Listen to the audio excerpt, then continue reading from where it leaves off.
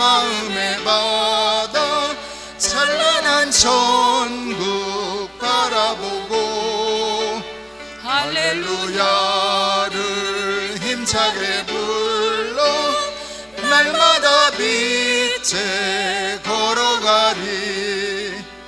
하늘의 영광 하늘의 영광 나의 맘속에 차고도 넘쳐 할렐루야를 힘차게 불러 영원히 주를 찬양하리. 주기도문송 함께 부르시겠습니다.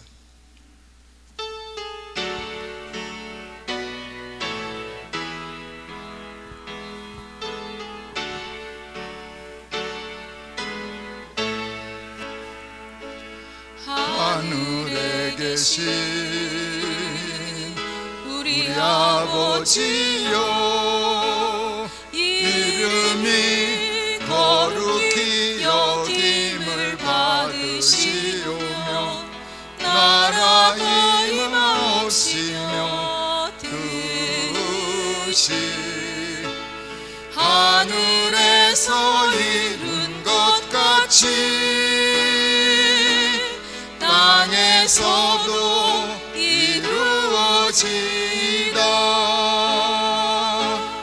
오늘날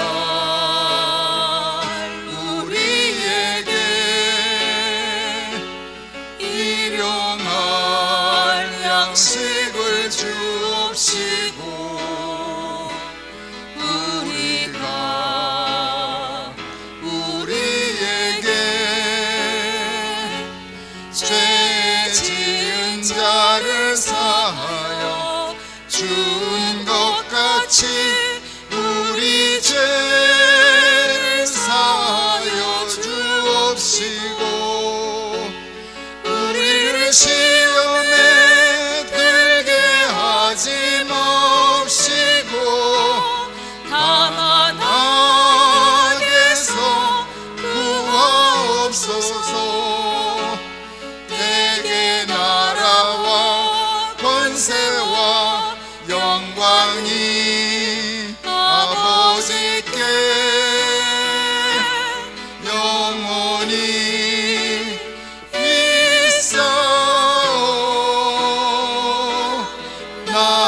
있사옵나이다.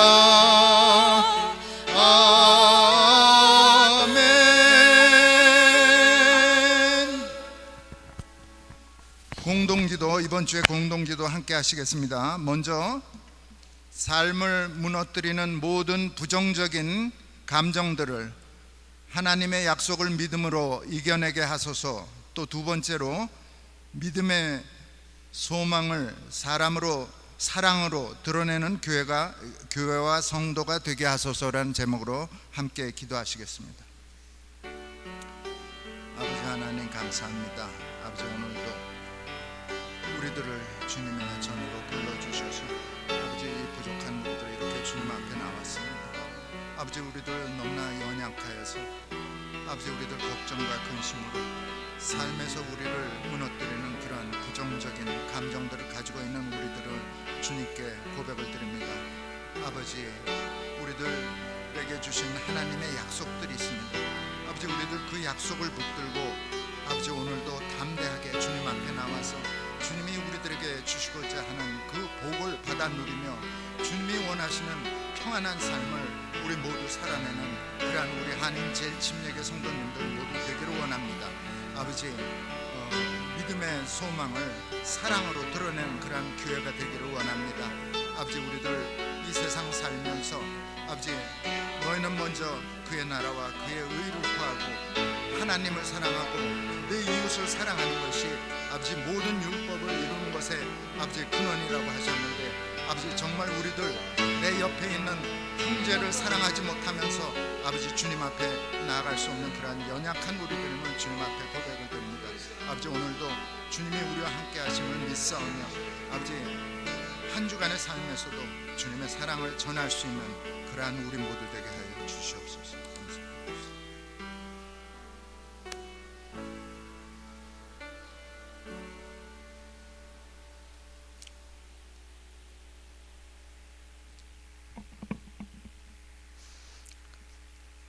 사랑과 은혜가 많으신 하나님, 지난 한 주간도 저희를 보호해 주시고 성령 안에서 인도하여 주시어 주일날 예배로 모일 수 있게 해 주셔서 감사드립니다.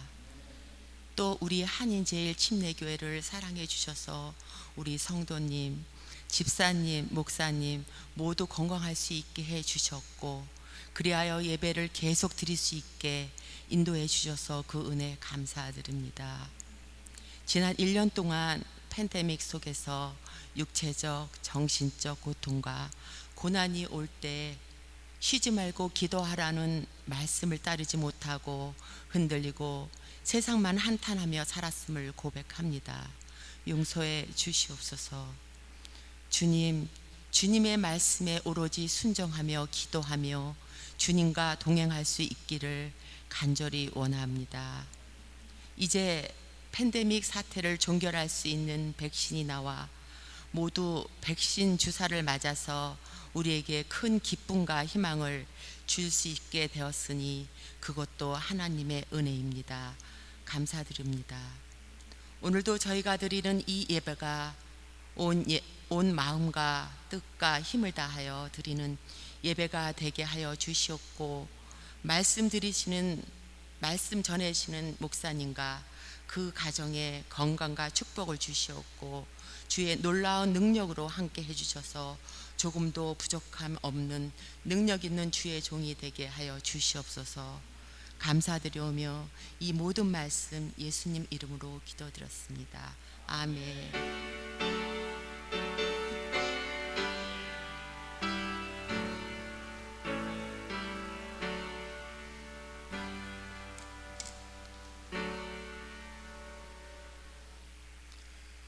또 이렇게 만나 뵙게 돼서 감사합니다. 교회 소식을 알려드리겠습니다.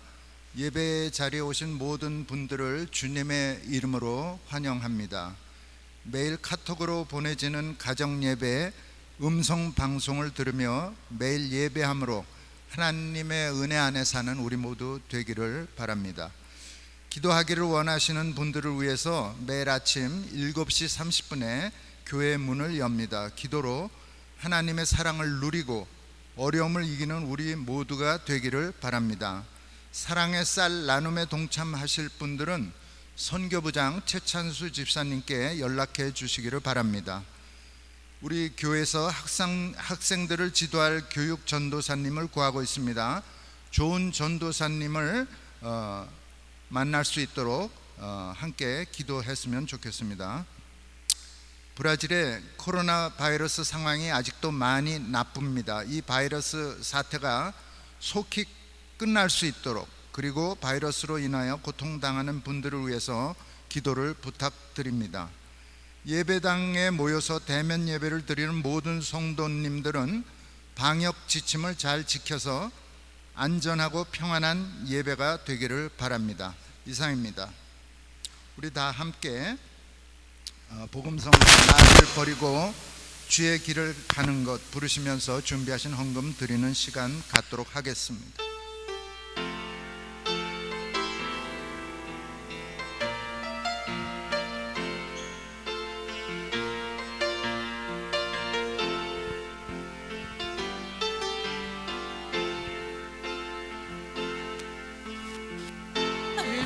버리고 그의 길을 가는 것 세상 그 무엇보다 어려운 내려놓음 내 안에 예수 그분만 생각할 때 하늘의 그 손이 일하시네.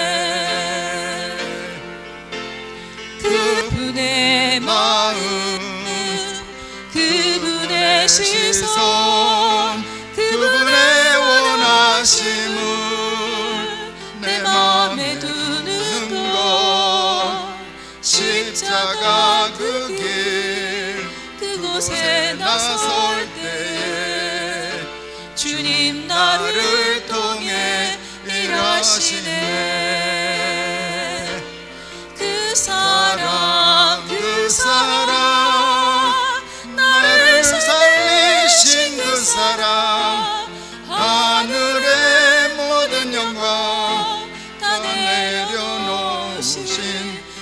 내 삶도 그렇게 내려놓습니다.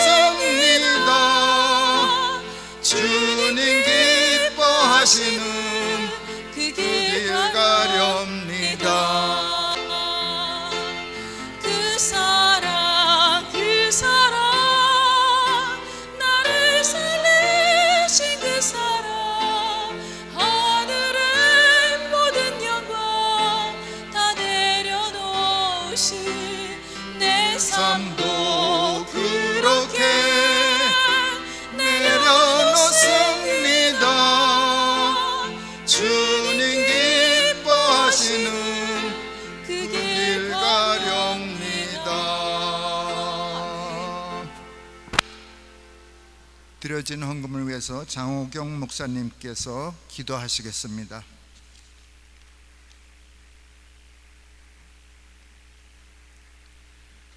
하나님 아버지, 무엇을 해야 할지 어떻게 해야 할지 알 수 없는 막막한 시간을 지나면서도 무너지지 않고 여기까지 오게 하신 에벤에셀의 하나님께 감사를 드립니다.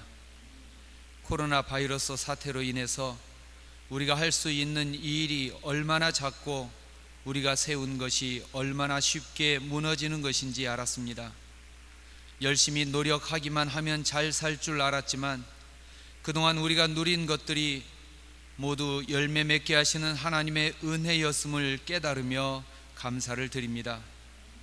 세상의 모든 것은 변하지만 하나님과 하나님의 사랑은 변하지 않음을 알고 이제는 하나님만 의지합니다. 하나님의 크신 사랑을 경험하게 하시고 그 사랑을 나누며 사는 우리들이 되게 하옵소서.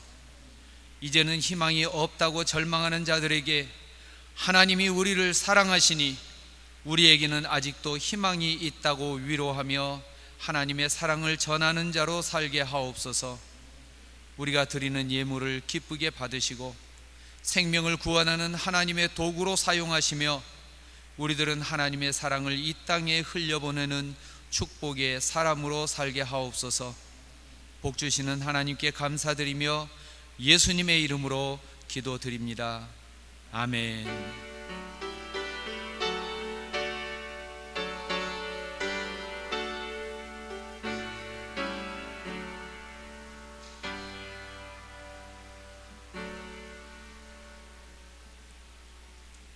오늘 주시는 말씀 로마서 5장 1절과 2절 여러분과 저 함께 봉독하시겠습니다. 로마서 5장 1절로 2절 말씀입니다. 그러므로 우리가 믿음으로 의롭다 하심을 받았으니 우리 주 예수 그리스도로 말미암아 하나님과 화평을 누리자. 또한 그로 말미암아 우리가 믿음으로 서 있는 이 은혜에 들어감을 얻었으며 하나님의 영광을 바라고 즐거워하느니라. 아멘. 오늘 하나님과 화평을 누리자라는 말씀을 선포하실 때 우리 모두에게 큰 은혜가 되는 시간 될 줄로 믿습니다. 감사합니다.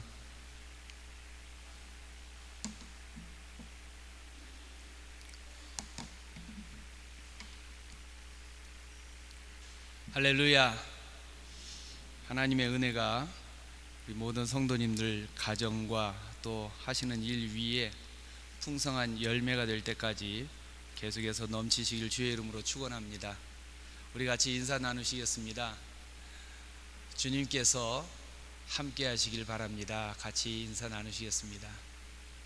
주님의 사랑과 주님의 은혜가 넘치는 귀한 가정 되시기 바라면서 함께 인사 나누겠습니다.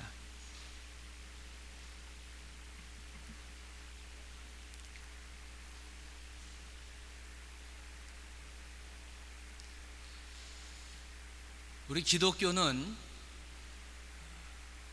희망과 그리고 사랑이 넘치는 그런 종교라고 이야기를 합니다.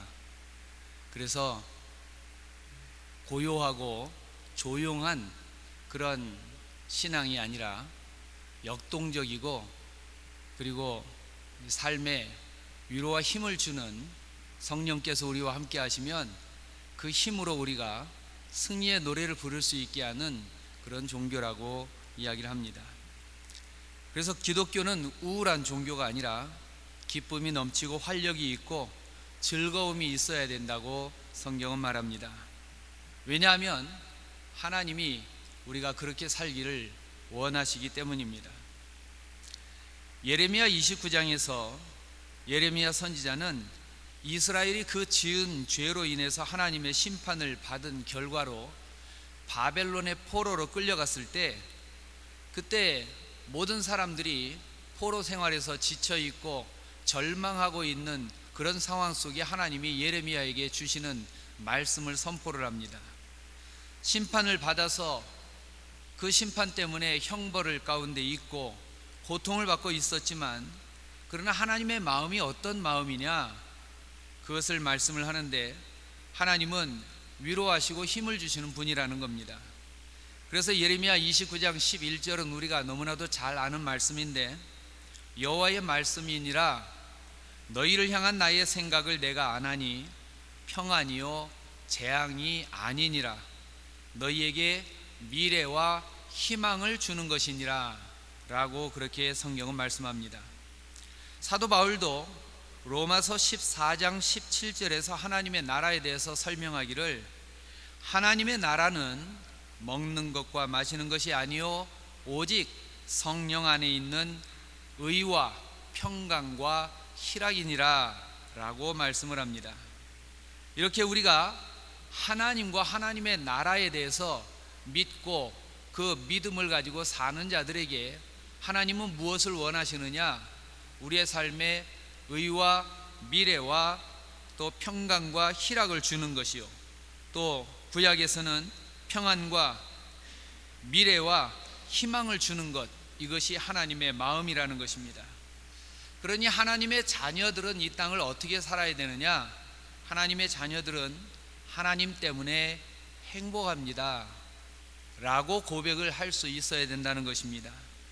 그것이 하나님의 뜻이요 하나님이 하시는 일입니다.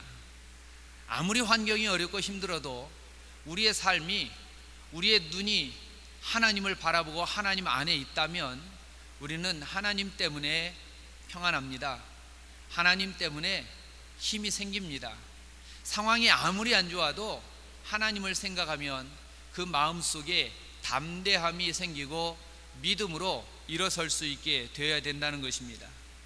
그렇기 때문에 성도는 하나님을 사랑합니다, 또 하나님을 믿습니다 라고 하는 고백은, 그것은 당연히 해야 되는 것이고요, 여기에 멈추는 것이 아니라 하나님을 믿습니다, 하나님을 사랑합니다 라는 것에서 이것이 기초가 되어서 이제는 더 나아가서 나는 하나님 때문에 행복합니다 라고 고백할 수 있는 그런 삶을 살아야 된다는 것입니다. 우리 같이 한번 다시 인사를 나누시는데, 나는 하나님 때문에 행복합니다. 정말 그렇게 고백을 서로 할 수 있었으면 좋겠습니다. 같이 한번 그렇게 고백을 하는 시간을 갖겠습니다. 나는 하나님 때문에 행복합니다. 당신은 어떠신가요? 같이 좀 인사 좀 나누시죠.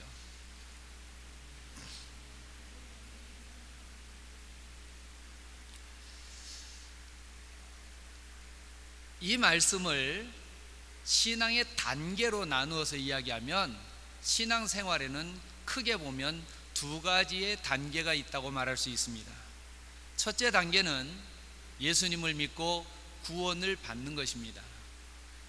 그리고 많은 사람들이 이 구원 받음에 대해서는 확신을 가지고 있는데, 나는 천국 갈 겁니다 라는 그러한 확신은 가지고 있는데, 두 번째 단계의 신앙생활을 하지 못합니다.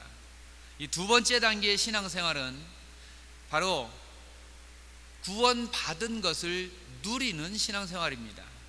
신앙생활이 힘들다고 말하고, 나는 교회 다니는 게 어렵다고 말하고, 이런 마음을 가지고 있다면, 말씀을 지키는 게 어렵다 이런 생각이 든다면 아직도 나는 구원을 누리는 단계까지 들어가지는 못했다는 거지요.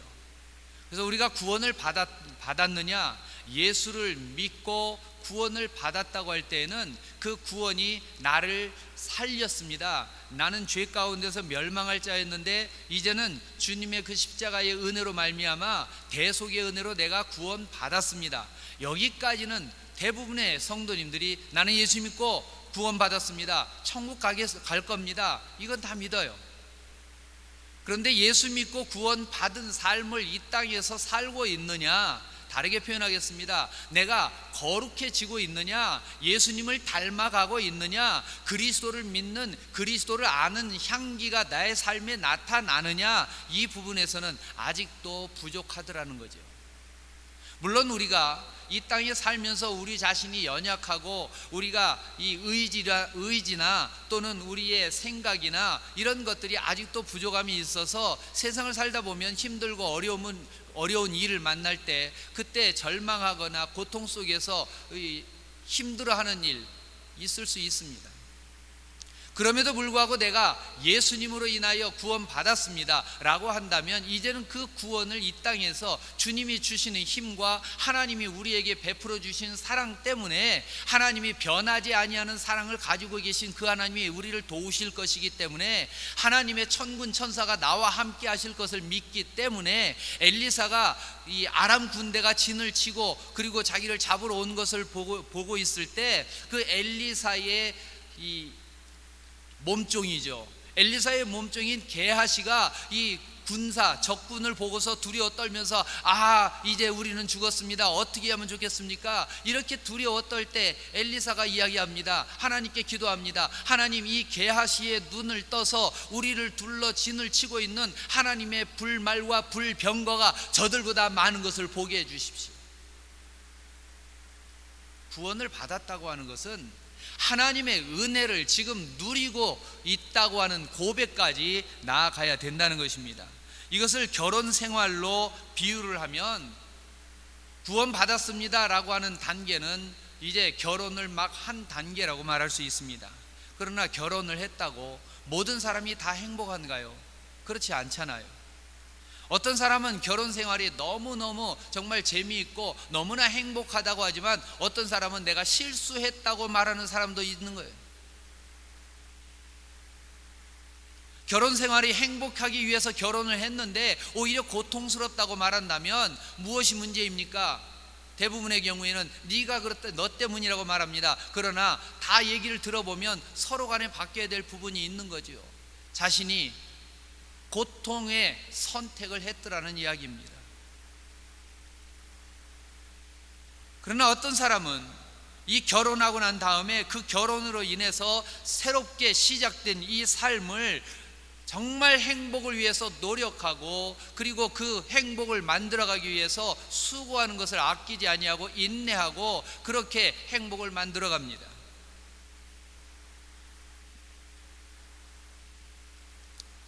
만약에 나에게 집이 5채가 있다고 하면 그 5채 가운데 내가 사는 집은 몇 채이겠습니까? 한 집이죠.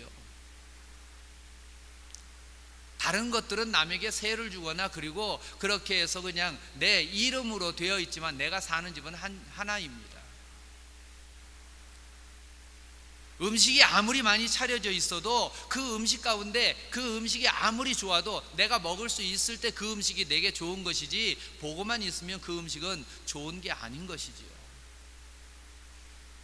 우리가 예수님을 믿는다고 하면서 하나님의 자녀라고 하면서 천국이 있습니다, 하나님이 우리를 사랑하십니다, 아무리 이야기를 해도 내가 구원을 누리지 못하고 천국을 이 땅에서 누리지 못한다면 나는 아직도 하나님의 완전한 사랑 가운데 거하는 자가 아니더라는 것입니다. 예수님을 믿을 때 우리를 위해서 주시는 하나님의 그 사랑과 복을 내가 누릴 때 그때에 나는 예수 믿고 복 받은 사람이라고 말할 수 있는 것입니다. 사랑하는 성도 여러분, 예수 믿어서 복을 받았습니까? 라고 누가 물어보면 예, 나는 예수 믿고 복 받았습니다 라고 하는 이 고백이 구원 받았습니다 라고 하는 그것만 이야기하는 것이 아니라 나는 예수 믿고 예수님을 닮아가고 있습니다. 나는 하나님을 닮아가고 있습니다. 하나님의 형상으로 지음받은 것을 내가 이제는 그 삶을 살아가고 있습니다. 나는 예수 믿고 정말 내 삶이 달라졌습니다 라고 말하는 데까지 나갈 수 있기를 주의 이름으로 축원합니다. 나는 예수 믿고 복 받았어요.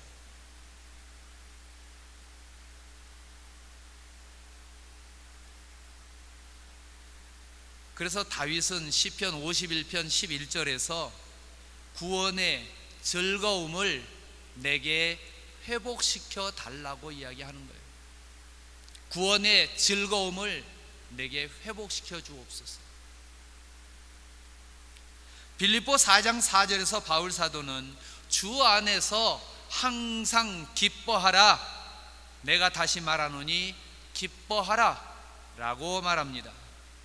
여기서 바울은 성도는 행복해야 된다, 기쁨이 있어야 된다고 말합니다. 그런데 이 바울의 말씀을 원어로 보면요, 너희가 행복하기를 바란다 라고 하는 그런 소망을 표현한 게 아닙니다. 여기서 바울은 뭐라고 말하냐면 기뻐하라 라고 하는 이 말은요, 기뻐하기 바란다 라는 뜻이 아니에요. 기뻐해라 라고 하는 명령입니다. 두 번을 반복해서 기뻐해라 라고 명령하고 있어요. 이 말은 무슨 말입니까? 환경이 좋아서 기뻐하고 기뻐할 만한 일이 있으니까 기뻐하는 게 아니라 어렵고 힘들어도 문제가 있어도 기뻐하기로 결단하고 기뻐하기로 작정하고 나는 기뻐하겠습니다 라고 그렇게 살라는 얘기예요.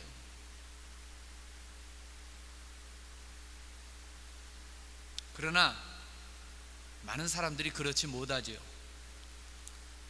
오히려 사람들은 행복하게 사는 것은 쉽지 않은 일이라고 말합니다. 행복하게 살기가 그리 쉬우냐고 오히려 묻습니다. 어쩌면 정말 그럴지도 모릅니다. 그러나 바울 사도는 빌립보 4장에서 기쁘게 사는 비결이 있다고 이야기합니다. 오늘 제가 이 빌립보 4장의 바울 사도가 우리가 기뻐하라 라고만 말하지 않고 기쁘게 사는 비결을 빌립보 4장에서 네 가지로 이야기하는데, 짧게 살펴보면 첫 번째는 주 안에서 항상 기뻐하라 라고 말합니다. 성도가 행복하게 살 수 있는 비결의 첫 번째는 주님 안에 있는 거예요. 주님 안에 사는 것입니다. 우리가 기뻐할 수 있는 이유는 주님 안에 있기 때문이라는 것입니다. 여러분, 이 브라질의 겨울이 되면 거리에 갑자기 이렇게 날씨가 추워지면 거리에 있는 거린들이 얼어서 죽는 경우들이 가끔 신문에 나옵니다. 참 보고 있으면 마음이 안 좋아요.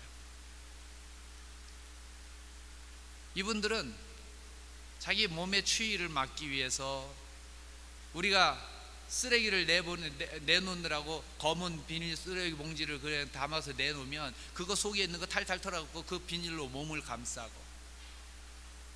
그리고 이 상자 박스 같은 거 그런 것으로 이렇게 막아서 이렇게 그 안에 들어가서 잠을 잡니다. 그나마라도 그거라도 해놓으면 그러면 그냥 그 추위에 떨지언정 얼어 죽지는 않아요.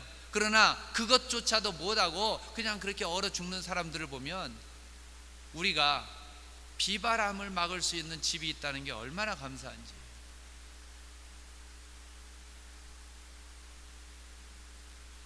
세상을 나 혼자 사는 것이 아니라 내가 주님 안에 있다고 하는 것은 주님이 나에게 내가 치료할 수 있는 그 추위를, 나의 마음에, 나의 삶에 어렵고 힘든 그 고통을 주님이, 내가 주님 안에 있으면 주님이 막아주신다는 거죠.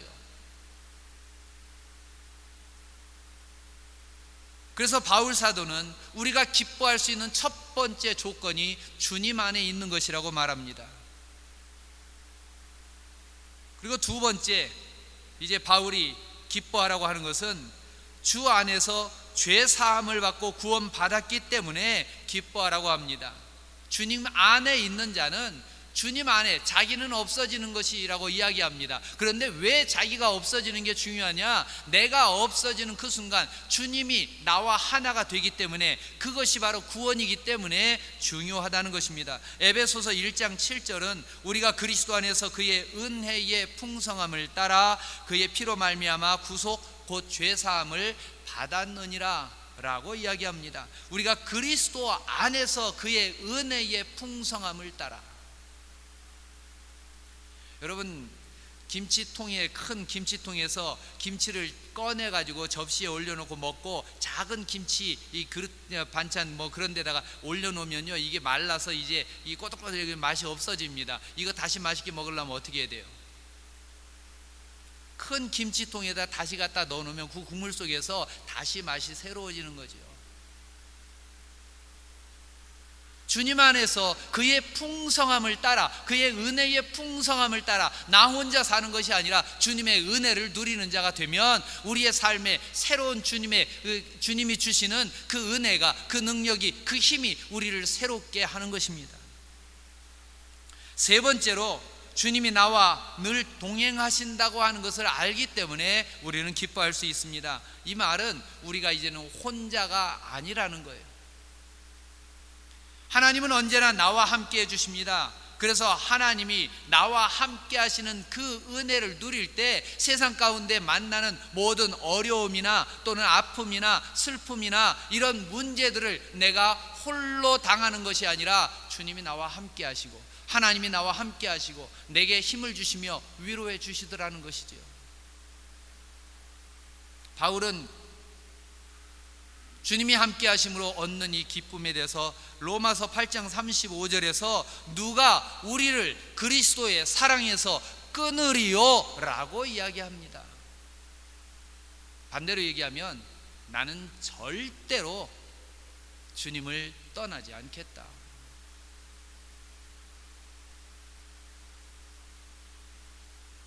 로마서 8장 30절부터 나오는 이 말씀 가운데 35절에 누가 우리를 그리스도의 사랑에서 끊으리요? 라고 할 때 이 누가에 해당되는 것이 그 성경을 보면 환난이나 위험이나 적신이나 칼이나 높음이나 기품이나 뭐 이런 어떤 세상의 것들도 우리를 그리스도의 사랑에서 끊을 수 없느니라 라고 했습니다.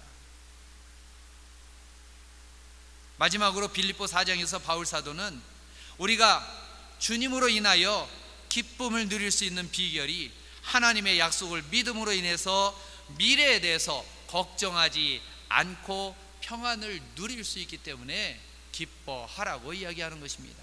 미래에 대한 걱정을 내려놓고 하나님께 맡겨드렸기 때문에 평안을 누리자는 거예요. 우리가 믿는 믿음 가운데 굉장히 중요한 것이 하나 있습니다. 그것은 하나님은 변함이 없으시다는 것입니다. 이것을 믿으십니까? 하나님은 변함이 없으십니다. 어제나 오늘이나 내일이나 동일하신 하나님, 같으신 하나님. 그래서 이 어제나 오늘이나 내일이나 같다고 하는 이 말씀이 하나님은 약속하신 것을 반드시 이루시는 분이라는 그러한 하나님의 신실하심을 고백하는 근거가 되는 것입니다. 하나님은 변함이 없으세요. 그러므로 우리에게 하나님이 변함이 없으시다, 하나님은 약속한 것을 반드시 이루신다, 이것이 우리에게는 소망이 되는 것입니다. 아무리 힘들고 아무리 어렵고 아무리 괴로운 일이 있다 하더라도 하나님이 변함이 없으시다면 하나님은 약속하신 것을 이루실 것입니다. 그러니 나에게는 소망이 있습니다. 이게 우리의 믿음인 거죠.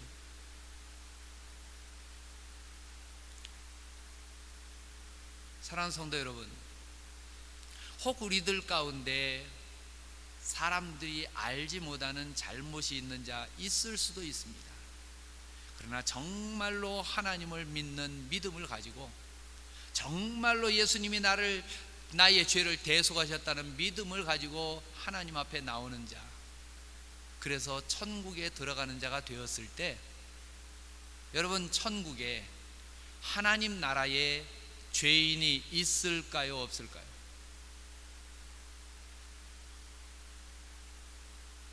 전에 이런 질문을 드렸을 때 이렇게 대답을 했습니다. 용서받은 죄인이 있다고 그런 말씀을 드렸습니다. 그런데 그것을 다시 이야기한다면 이제 용서받았기 때문에 천국에서는 우리는 더 이상 죄인이 아니라는 이야기입니다.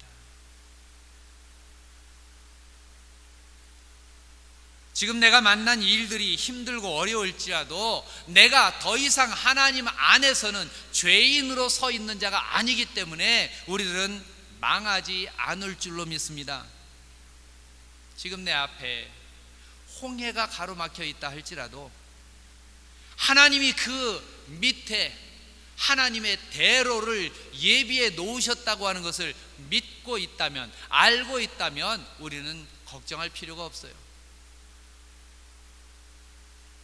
우리의 눈에 보이는 게 홍해 바다만 보이니까 걱정입니다. 어떻게 건너가지? 뒤에서 애국 군대가 병거를 몰고 쫓아옵니다. 우리가 이제 다 죽었다. 그렇게 홍해 바다와 애국 군대를 보는 자는 두려워 떨며 원망하고 절망했습니다. 그러나 모세는 하나님 앞에 그 시간 기도합니다. 하나님이 여기까지 보내시지 않았습니까? 하나님이 이곳으로 인도하지 않았습니까? 하나님이 가라고 하는 곳으로 왔는데 여기에서 우리가 죽는 것이 하나님의 뜻이 아닌 줄 믿습니다. 우리를 죽게 하시려면 애굽에 왜 10가지 재앙을 내리셨고 왜 우리를 여기까지 인도하셨습니까? 우리를 살리기 위해서 여기까지 인도하신 줄 믿습니다. 모세는 하나님께 기도했고 하나님은 모세에게 팔을 들어서 바다를 가리키려고 합니다. 모세가 하나님이 하라고 하는 대로 했더니 강한 바람이 불어서 바다가 갈라지는 역사가 일어납니다.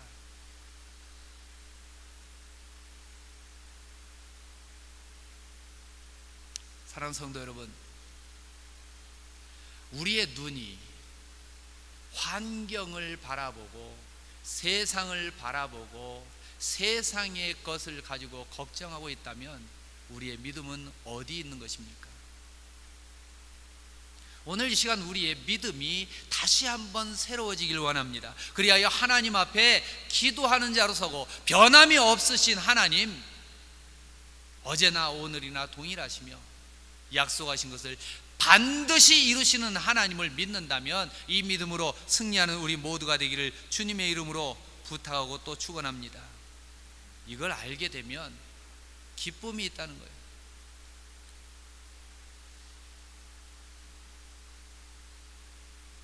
빌립보 4장 4절에서 바울은 그래서 기뻐하라 라고 이야기하며 행복해질 수 있는 첫 번째 비결이 주 안에서 기뻐하는 것이라고 했습니다. 그런데 빌립보 4장 5절에서 바울은 너희 관용을 모든 사람에게 알게 하라, 주께서 가까우시니라 라는 말씀을 합니다. 그러니까 바울 사도가 우리가 이 땅을 행복하게 살 수 있는 비결, 제일 큰 첫 번째 말씀을 하는 것이 뭡니까? 주 안에서 기뻐하라고 한 것이고, 두 번째 빌립보 4장 5절에서는 너희 관용을 사람들에게 알게 하라, 그러면 너희가 행복한 삶을 살 수 있게 될 것이라는 얘기예요. 첫 번째 4장 4절의 말씀은 믿음에 대한 것입니다. 우리가 주님을 믿는다고 하면 이제는 우리가 주님 안에 있으면 기뻐할 수 있다, 주님 안에 있어라 라고 하는 믿음에 대한 이야기를 하면 4장 5절에서 바울 사도는 이제는 우리가 그 믿음 가지고 어떻게 살 것이냐, 제가 서두에 말씀을 드렸죠. 우리가 구원을 받았다면 구원을 누려야 된다고 하는데 우리가 구원을 누리는 것이 어떻게 하는 것이냐, 바울 사도는 빌립보 4장 5절에서는 관용을 알게 하라 라고 이야기합니다. 기쁘게 살려면 관용해야 된다는 거예요. 이 관용이라고 하는 말이 사전을 찾아보니까 손해를 보거나 역경을 당해도 흔들리지 않고 마음의 안정을 지키는 그런 인내하는 태도라고 했고요, 또한 내가 누려야 할 당연한 권리를 너그럽게 포기하거나 양보하고 용납하는 여유 있는 그런 자세라고 여겼습니다. 그러니까 흔들리지 않고 좀 환경이 어렵고 그래도 마음을 굳게 붙들고 있는 그러한 마음의 자세, 마음의 태도, 그리고 다른 사람들에게 자기가 권리가 있는데도 그 권리를 양보할 줄 아는, 오히려 그렇게 양보하고 받아들일 줄 아는 그런 마음의 자세나 태도, 이게 관용이라고 그랬습니다. 어려운 일을 당했을 때 관용하지 못하면 불평이 나오기 마련입니다. 또 이 어려운 일을 만났을 때 관용하지 못하면 불평이 나오고요. 억울한 일을 만났을 때 관용하지 못하면 원망이 나오는 것입니다.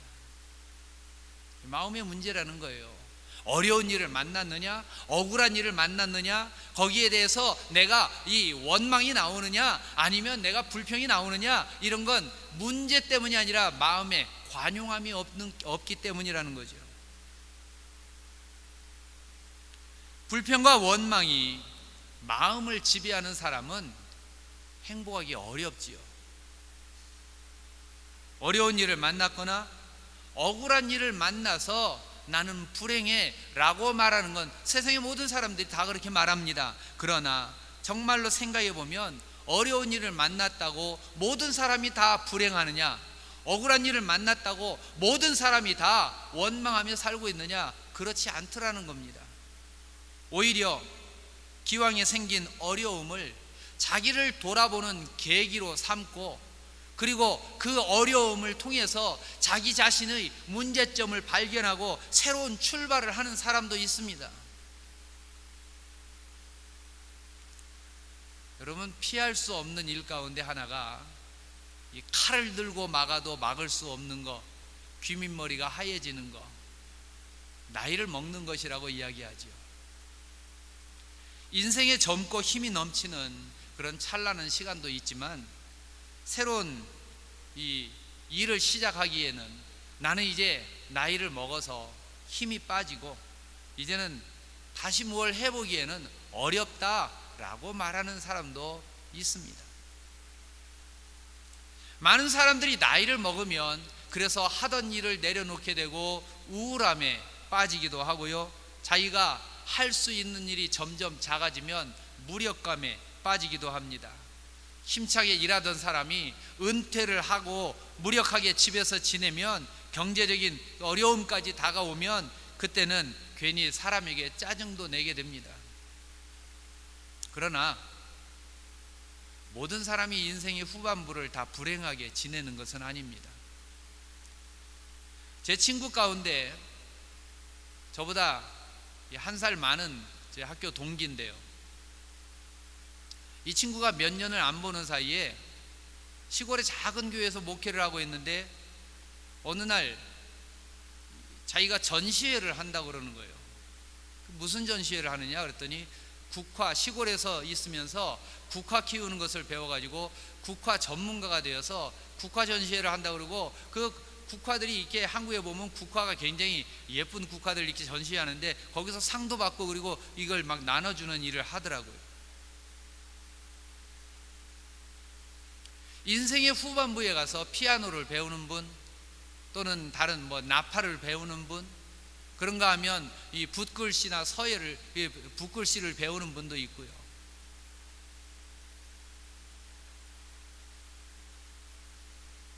내가 지금 무엇을 전에는 했었는데 이제는 나이를 먹어서 못한다, 잃어버린 것을 보면서 나는 할 수 있는 게 점점 줄어들어가 라고 하는 사람이 있는가 하면, 오히려 그때에 이제 나는 시간이 많아졌으니, 내가 시간이 많아진 이때 나는 뭔가 다시 한번 배워봐야 되겠다, 시작해야 되겠다 하는 사람도 있는 겁니다.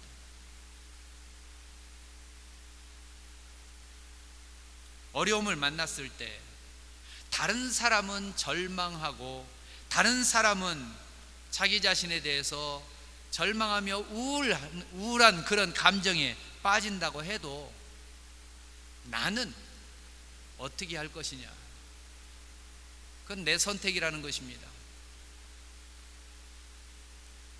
집안에서 어렵다고 내가 화를 내면 나만 화를 낸 것이, 나만 안 좋아지는 게 아니라 주변에 있는 사람들이 같이 힘들어집니다. 일하는 곳에서 싸우면 일하는 것이 싫어지는 것이고요. 그러나 관용하는 사람이 있는 곳에는 자신도 살리고 남도 살아나는 역사가 일어납니다. 타란툴라라고 하는 그러한 무도곡이 있습니다. 이 곡은 쇼팽이 만든 건데요, 이 곡을 만들었을 때 이 타란툴라라고 하는 이 곡에 들어있는 내용이 뭐냐면, 어느 날 어느 마을에 갑자기 독거미들이 나타나서 사람들을 물어서 독거미에 물린 사람들이 아파서 쓰러져서 집안에서 끙끙 앓다가 죽어갑니다. 어떻게 치료할 수 있는 방법이 없어서 약도 안 돼서 그래서 사람들이 죽어가는데 의사가 갑자기 이런 처방을 내립니다. 땀이 나게 춤을 추라고. 그러면 살 수 있다고. 약이 없어서 죽어가고 있는 이 아파서 힘이 없어 쓰러져 있는 사람에게 일어나서 땀이 나게 춤을 추라고 그랬더니 어떤 사람은 의사 말을 듣고 몸이 정말 힘들지만 땀이 나게 춤을 춥니다. 어떤 사람은 짜증을 냅니다. 나는 안 그래도 힘들어 죽겠는데 일어나 춤출 힘이 어디 있느냐고. 그런데 땀이 나게 춤을 추다 보니까 이 거미의 독이 땀과 함께 배출되어서 춤을 춘 사람들은 춤을 추면서 그렇게 몸도 낫고 마음도 기쁨이 생겼는데, 아프다고 짜증내고 누워있고 힘들어서 나는 못한다고 한 사람들은 그냥 죽었더라는 그런 내용입니다.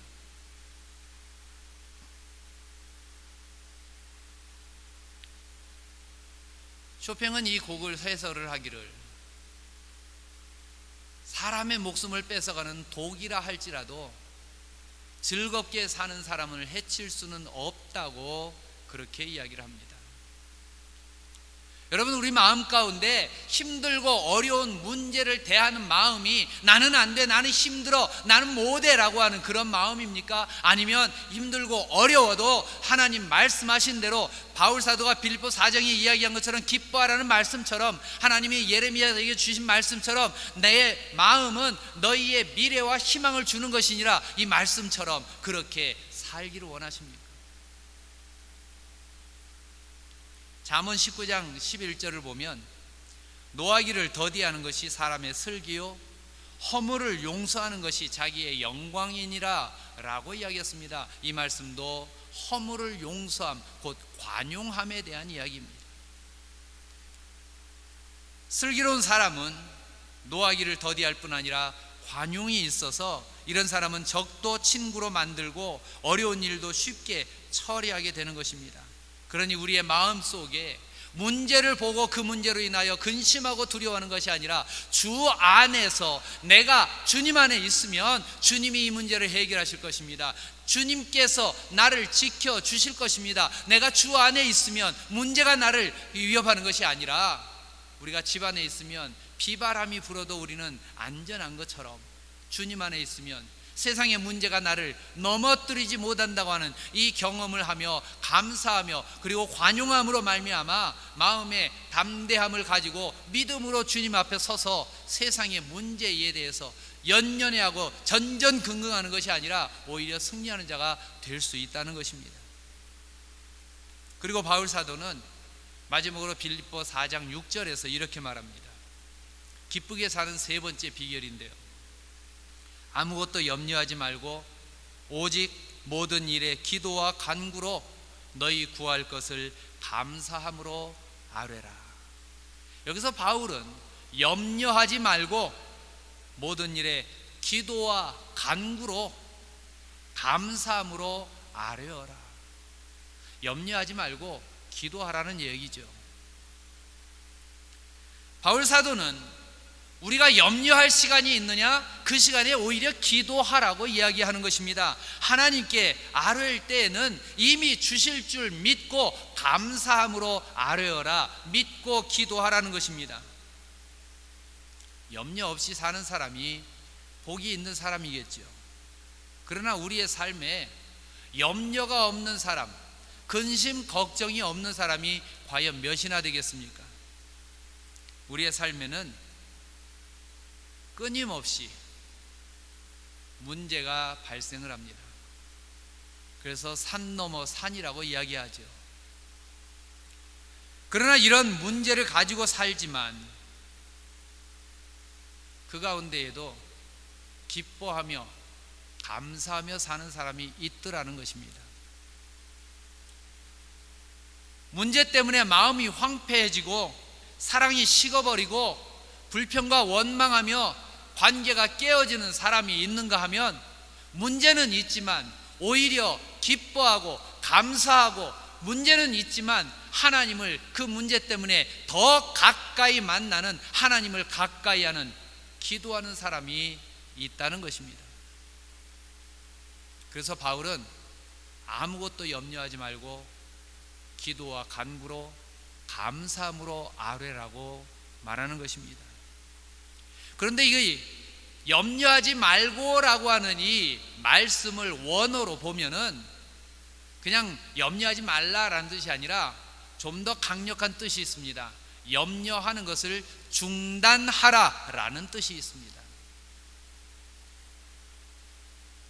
내가 염려하는 것을 그냥 염려하지 말아야지, 이게 아니라 염려하는 것을 끊어라, 중단하라는 뜻이 있습니다. 무슨 얘기입니까? 걱정하는 거, 염려하는 거 습관이라는 거예요. 아주 나쁜 습관이라는 얘기입니다. 문제가 있어서 염려하는 게 아니라 습관이 되어서 조금만 문제가 생겨도 그냥 걱정하고 조금만 문제가 생겨도 끙끙 앓게 되더라는 겁니다. 그런데 나는 이제 염려하는 나쁜 습관을 끊어버리겠다라고 그렇게 결단하라는 것입니다. 그리고 믿음으로 간구하라는 것이에요.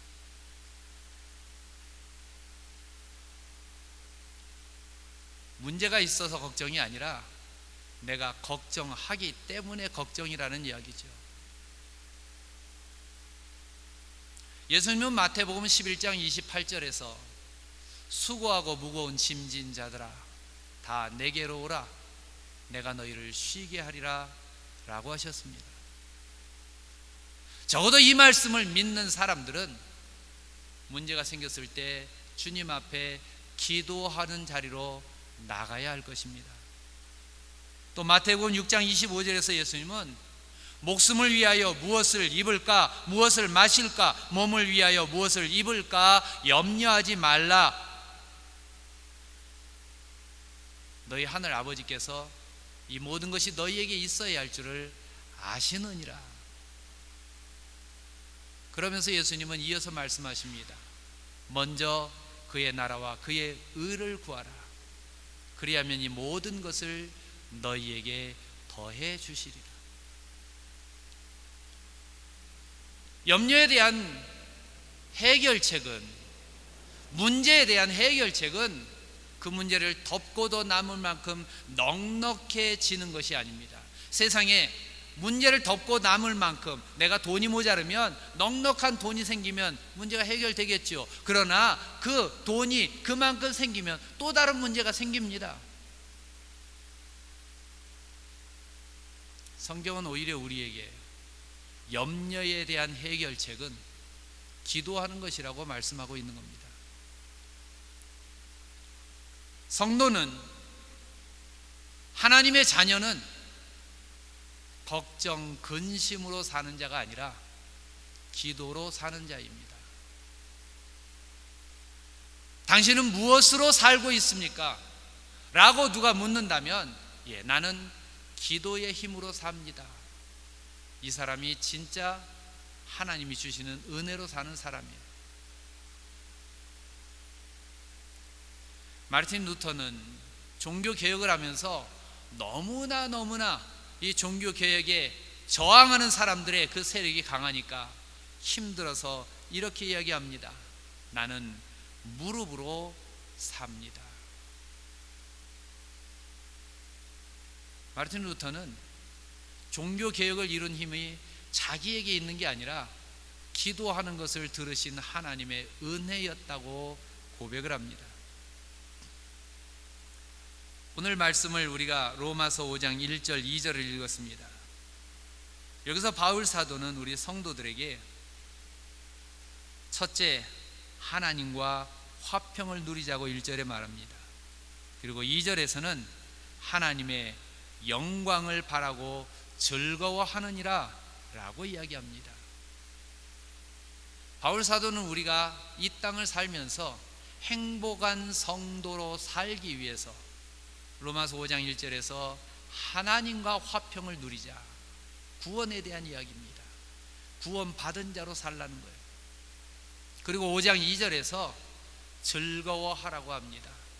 구원을 누리라고 합니다.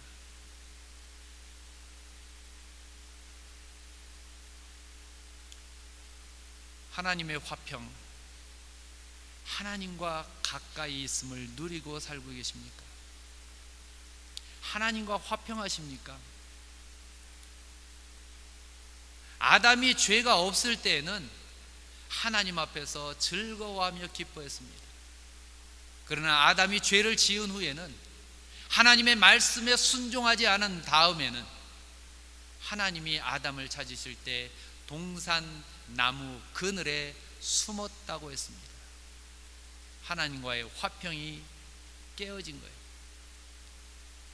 오늘 우리에게 하나님과 화평을 누리자고 하는 바울 사도의 이 고백, 이 말씀은 우리가 우리의 마음속에 하나님 앞에서 거리낌이 있는 것을 제거해라는 뜻이 되겠습니다. 우리의 마음속에 정말 하나님 앞에 서기에 뭔가 찜찜한 게 있다면 그것을 제거하고 하나님 앞에 담대함으로 기쁨으로 설 수 있는 그런 화평이 있기를 주의 이름으로 축원합니다. 그렇게 되면 이제는 하나님이 주시는 모든 평안과 기쁨을 가지고 살게 될 것입니다. 하나님의 영광을 바리며 하나님의 은혜를 누리는 사람, 이 사람이 행복한 사람이죠. 사랑하는 성도 여러분, 오늘 왜 우리의 삶의 문제에 대해서 바울 사도는 하나님과 화평을 누리는 것이 먼저라고 할까요?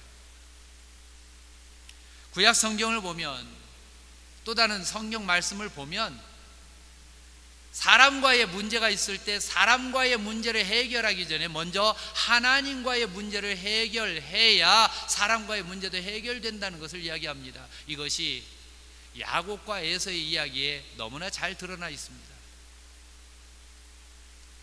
야곱이 20년 동안 형을 속였던 것이 두려워서 그래서 형을 떠나 살다가 이제 고향으로 돌아옵니다. 고향으로 돌아오는데 자기 형 에서가 자기를 죽이기 위해서 400명의 훈련된 군사를 몰고 온다는 이야기를 듣습니다. 야곱이 얼마나 두려웠던지 자기의 전 재산을 다 둘로 나눕니다. 자기 자녀들까지도 둘로 나눕니다. 그리고 한 무리가 이쪽을 치면 나는 이쪽하고 도망가야지, 이쪽을 치면 나는 이쪽하고 도망가야지, 그렇게 계획을 세우고 있는데, 그런데 그날 밤에 한 사람이 지나가는 것을 야곱이 만나서 붙들고 기도하기 시작합니다.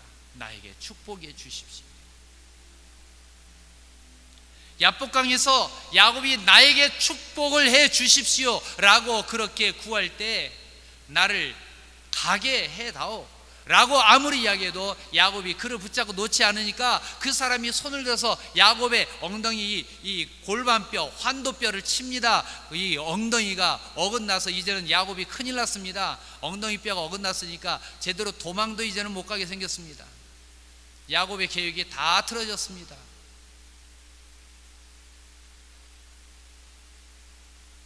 그러나 우리가 알지요. 그날 밤 하나님 앞에 축복해달라고 기도했던 야곱이 형 에서를 만났을 때 칼을 들고 죽이고 오겠다고 하는 형의 뜻대로 되었습니까? 아니면 화해를 이루어달라고 하는 야곱의 뜻대로 되었습니까? 이를 갈며 칼을 가지고 와서 내가 야곱과 야곱에 속한 것 다 죽이고 피바다를 이루겠다고 했던 에서의 뜻대로 된 게 아니라 하나님 나를 살려주십시오, 하나님 평안을 주십시오, 하나님 나를 지켜주옵소서 했던 야곱의 뜻대로 결론이 난 것을 우리는 압니다.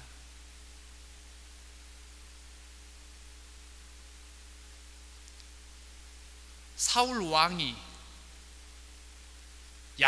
다윗을 죽이겠다고 얼마나 다윗을 쫓아다녔습니까?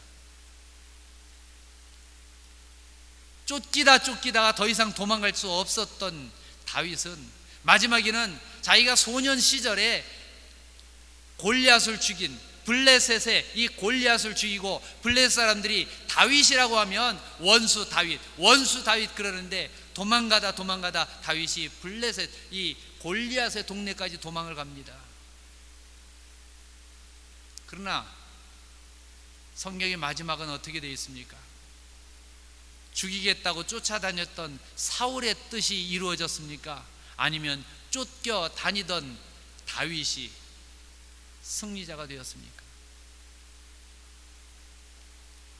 우리의 문제의 해결은 우리에게 어떤 능력이 있어서가 아니라 주 안에 있을 때 주님이 해결해 주실 줄 믿습니다. 주님이 함께 하셔야만 우리는 평안할 수 있고, 주님이 함께 하셔야만 문제가 해결되는 것입니다. 결국 사울이 죽었고 다윗이 살았습니다. 에서의 뜻대로 된 것이 아니라 기도하는 다윗, 야곱의 뜻대로 되었습니다. 이제는 염려하지 말고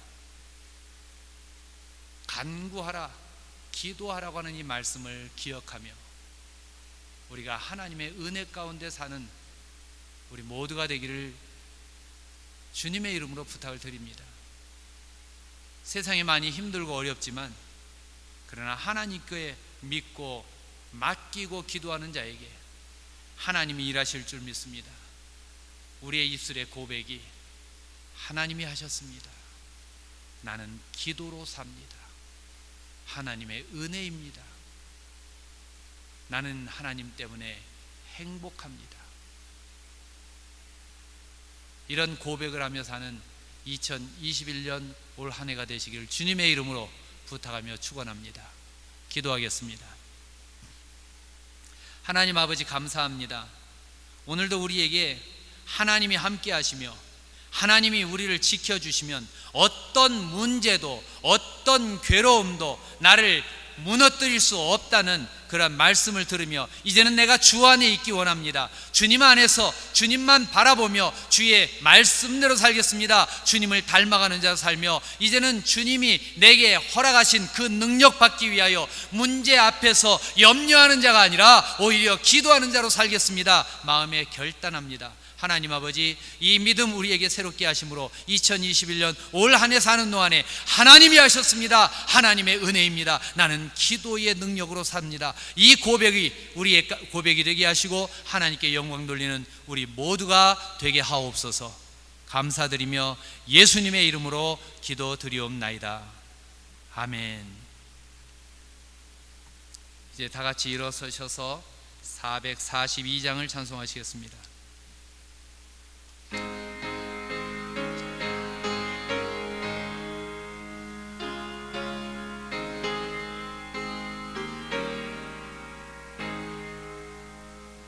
저 장미꽃 위에 이슬 아직 맺혀 있는 그때에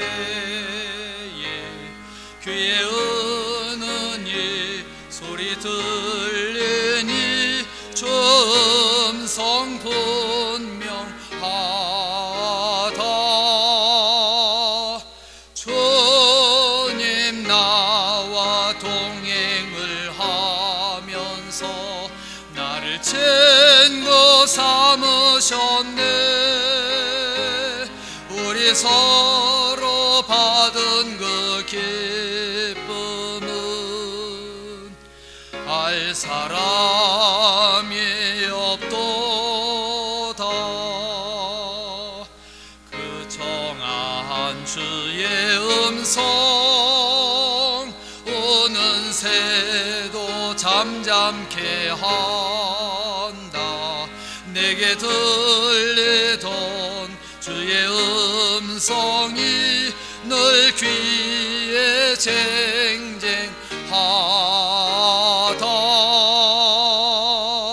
주님 나와 동행을 하면서 나를 친구 삼으셨네. 우리 서로 받은 그 기쁨은 알 사람이 없도다.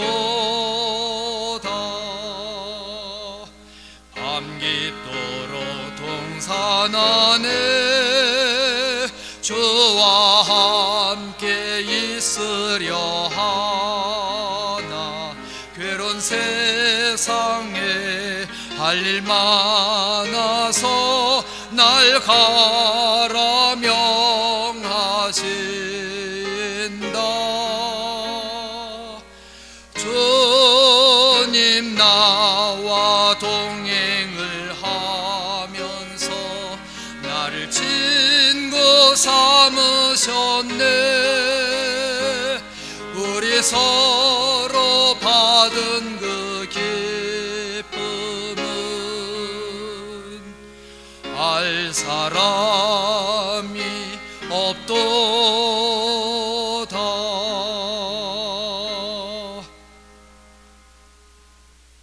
지금은 우리 주 예수 그리스도의 십자가의 은혜와 하나님 아버지의 무한하신 사랑하심과 성령님의 새롭게 하시고 충만하게 하시는 도우심과 역사하심이 밤 깊도록 동산 안에 주와 머물기를 원할 때 괴로운 세상 할 일 많다 하시며 그러나 두려워 말라 내가 너와 함께 합니다. 내가 너를 도와주리라.